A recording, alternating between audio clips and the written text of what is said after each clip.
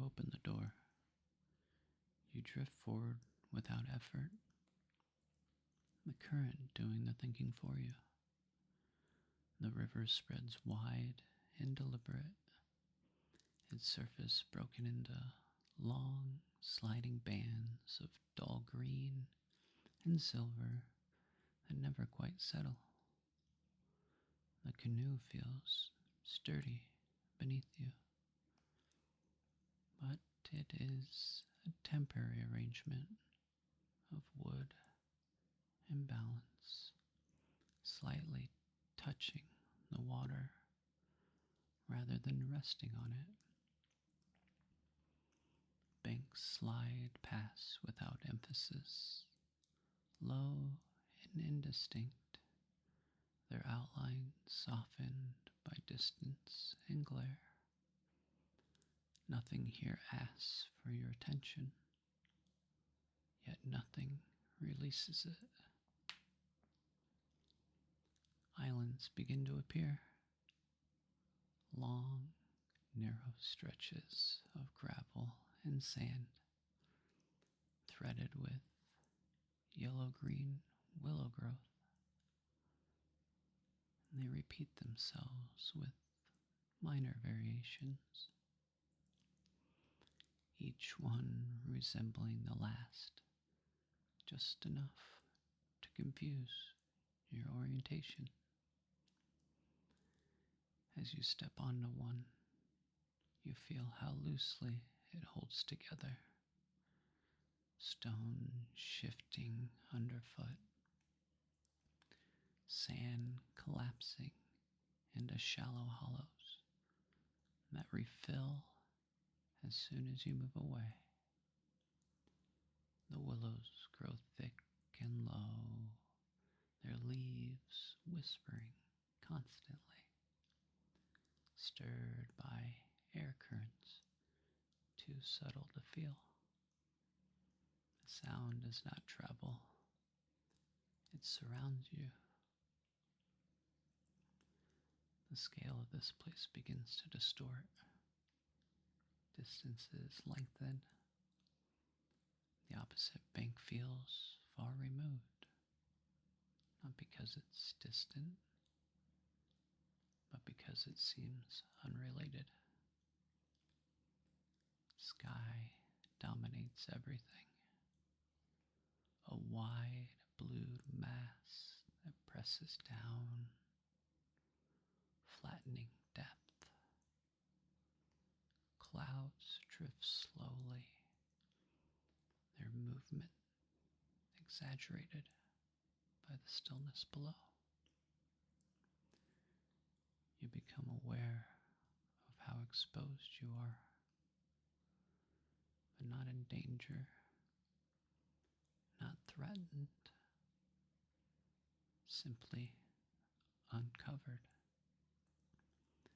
as though the land has removed a layer you didn't know you were wearing. As you walk deeper among the willows, direction loses meaning. The ground curves slightly, subtly redirecting your path without resistance. Each cluster of trees appears identical to the last. Their trunks thin, their roots barely gripping the soil. You notice patterns that do not repeat exactly. Branches bent at unfamiliar angles. Patches of bare sand where growth should be. Impressions too large or too regular to attribute to chance. The wind passes through again, and this time it feels delayed, as though arriving after a cause. When you stop, the world does not respond. The river river continues its vast, unhurried motion. The willows whisper on. Light remains unchanged around you. You feel no urgency to move. A quiet realization settles. This place does not acknowledge presence the way inhabited land does. It neither welcomes nor resists. It simply permits. And that permission feels temporary, revocable, and entirely indifferent to your wishes. You look beyond the willow. You see a door. You open the door. Light spreads thinly across the islands, colorless and diffused, as though filtered through layers of dust. Dew clings to the sand and stones, but offers no coolness, only a faint darkening of surfaces that will soon vanish. The river lies unchanged, broad and patient, carrying its immense volume without sound. You notice how little contrast there is between sky and water, the boundary reduced to a pale, uncertain seam that seems capable of shifting at any moment. You walk again among the willows, and the sameness deepens. Each step confirms the last suggested. This place does not develop. It persists. Ground repeats itself in low ridges and shallow basins, but subtly adjusted, none decisive.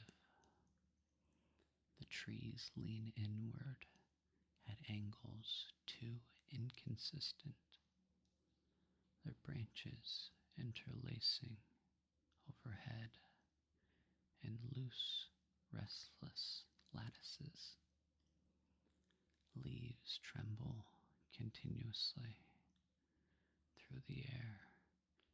They remain strangely still, and you feel the air kiss your skin for the first time. The sound it makes is driven by the sea. It pushes it and sustains it, a ceaseless motion. The sense of being watched, stripped of emotions. The wind carries no urgency, no intent. It feels architectural rather than personal, like awareness built into the space itself. You become conscious of how your outline breaks the uniformity, how your shape interrupts lines meant to remain uninterrupted. Shadows behave oddly here, stretching in directions that ignore the sun's position, sometimes doubling, sometimes thinning till they seem almost optional. You catch yourself moving more carefully, though you cannot say why. As you progress, scale continues to slip. The river appears wider than before, its opposite bank dissolving into haze.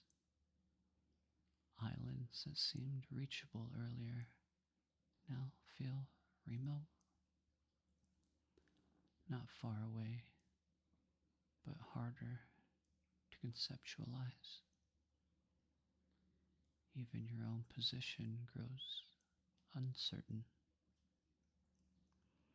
You notice how easily landmarks disappear once you turn away from them, swallowed by the sea. Orientation becomes an act of effort, something that must be consistently reasserted rather than assumed. When you feel settled, the sky is not without color. It has some sort of darkness to it. The river reflects this pigment brilliantly, flattening depth until water and air feel interchangeable. The willows continue their endless whispering, unchanged by the failing light. You look ahead and you see a door. You open the door. Sunlight spreads across the land with warmth, revealing the same low growth, the same sand and scattered stone. Yet the familiarity now feels deceptive. The land appears to be a set, like a surface that's been prepared rather than naturally formed. You sense that alignment has occurred during the night, a subtle ordering that leaves no visible trace, but alters how the space receives you. As you walk, the willows seem closer than before. Their branches overlap more deliberately, forming low arches that guide movement without obstructing it.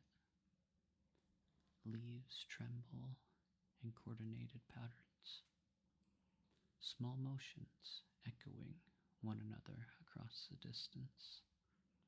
The ground bears shallow impressions that cannot be called footprints. They're too broad and indistinct, as though weight had been pressed downward without the need for form. Step around them instinctively, though nothing tells you why. The air thickens, not with humidity, but with expectation. Sound behaves oddly. Your movements arrive back to you, slightly delayed, softening as if absorbed and returned by something unseen. You notice stretches of silence that feel complete, not empty, like pauses that belong to a larger rhythm. In those moments, the willows seem less like plants and more like instruments held in readiness, their slender forms tuned to pressures that you cannot perceive. Scale collapses further. The river feels nearer, even when out of sight. Its presence is heavy and continuous. The sky presses low, flattening depth until distance becomes irrelevant. You feel reduced, but not diminished, but simplified. Your outline less important than the space it occupies. The sensation feels good and normal, as though the environment were adjusting variables, testing balances, maintaining that state does not depend on comprehension.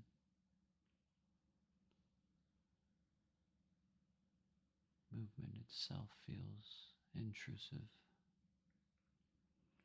Each step introduces irregularities, a disturbance quickly absorbed, but nothingness noted. You become acutely aware of how temporary their arrangements are,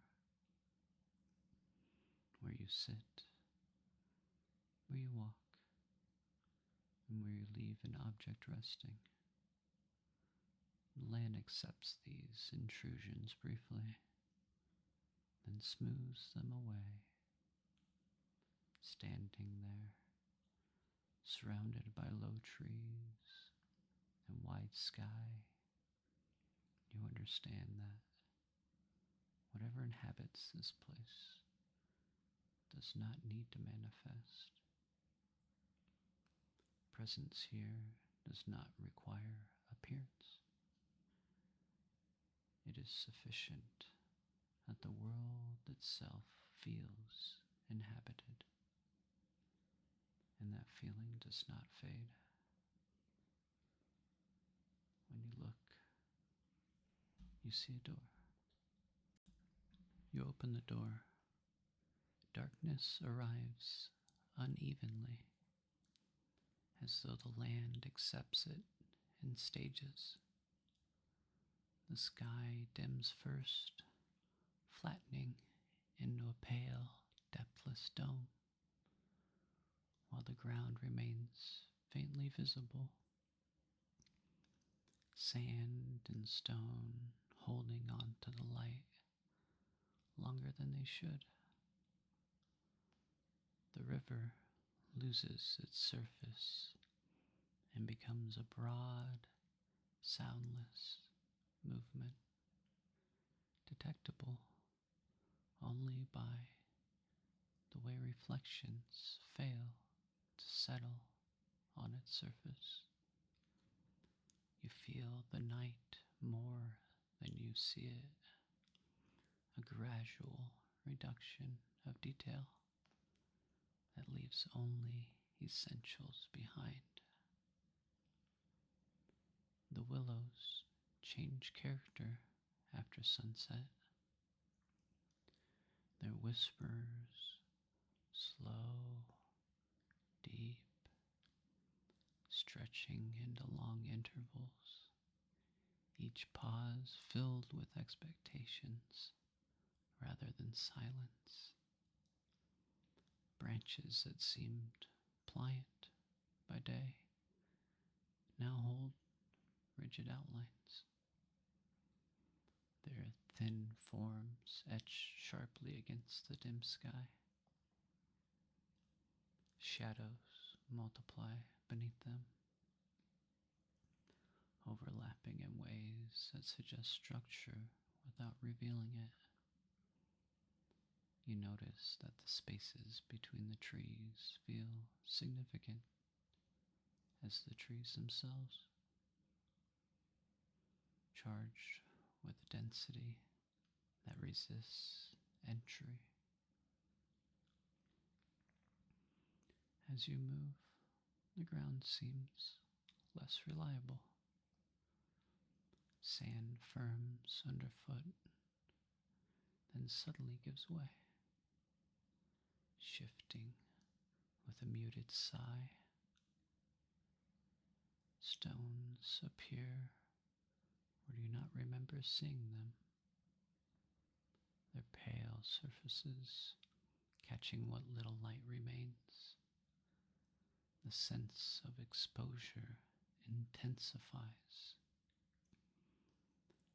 not because you're visible, but because nothing here acknowledges concealment. There's nowhere to hide, yet no reason to. The unease lies in that contradiction. Time stretches, moments lose their edges. You find yourself listening for changes that never come, alert to variations in sound so slight they may have been imagined. The river continues its vast passage, indifferent and unbroken, while the willows maintain their endlessness, patient movement. Occasionally, the impression arises that the pattern has shifted, that something has realigned just beyond perception. But when you attend to it, that sameness reasserts itself with unnerving precision. Standing still becomes difficult.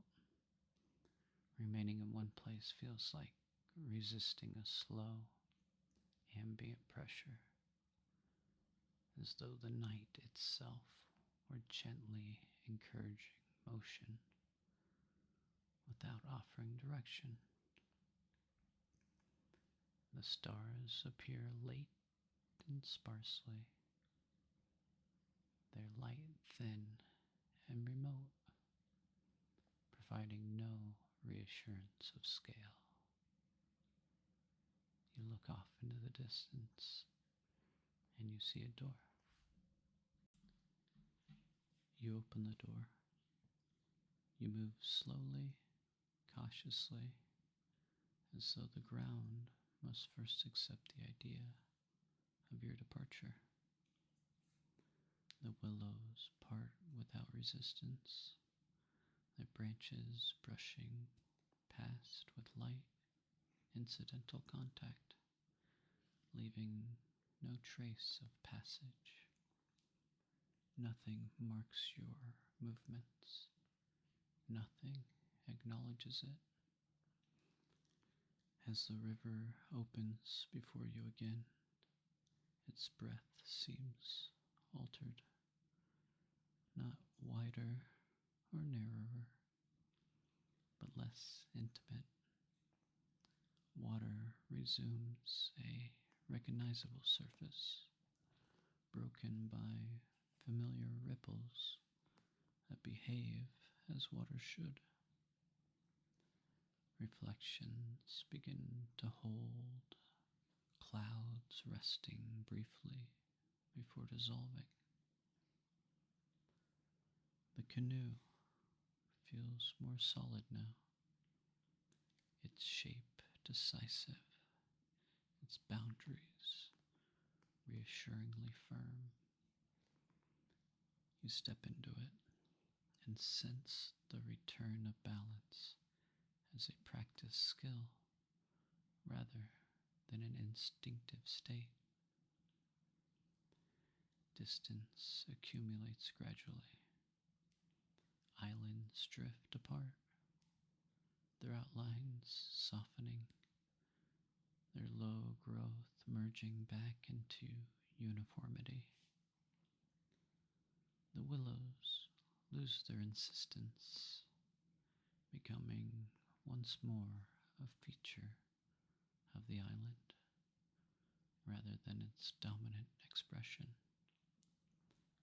Sound regains proportion, and the whispering fades into a gentle rustle, then into nothing distinguishable at all.